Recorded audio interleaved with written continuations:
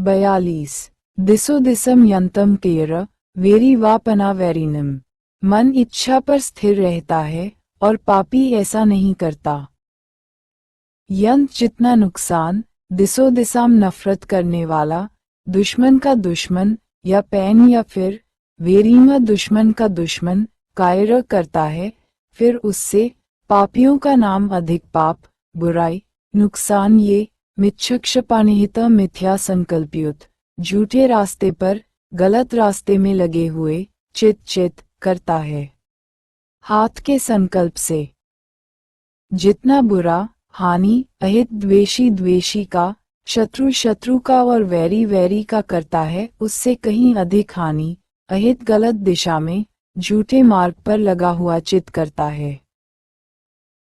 शत्रु को या द्वेषी को चाहे जो हानि पहुंचाए, एक गलत दिशा वाला मन स्वयं को उससे भी अधिक हानि पहुंचाता है। चोर से भी अधिक, शत्रु से भी अधिक, एक गलत दिशा वाला मन व्यक्ति को हानि पहुंचाता है। संसार में लोग अपने बाहरी दुश्मन से बहुत घबराते हैं, सचेत रहते हैं कि वह कोई छोटा बड़ा नुकसान न कर दे।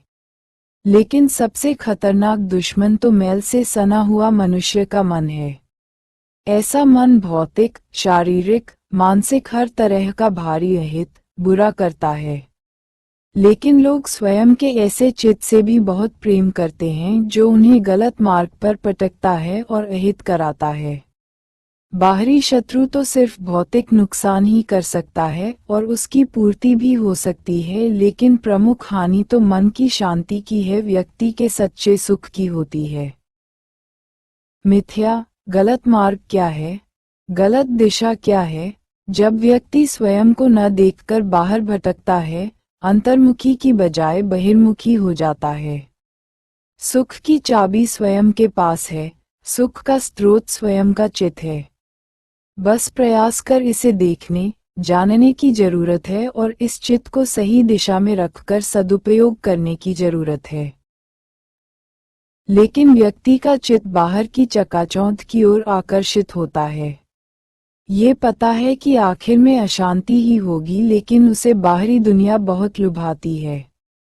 कभी रूप रंग लुभाता है तो कभी सुखद स्पर्श के पीछे पागल हो जाता है।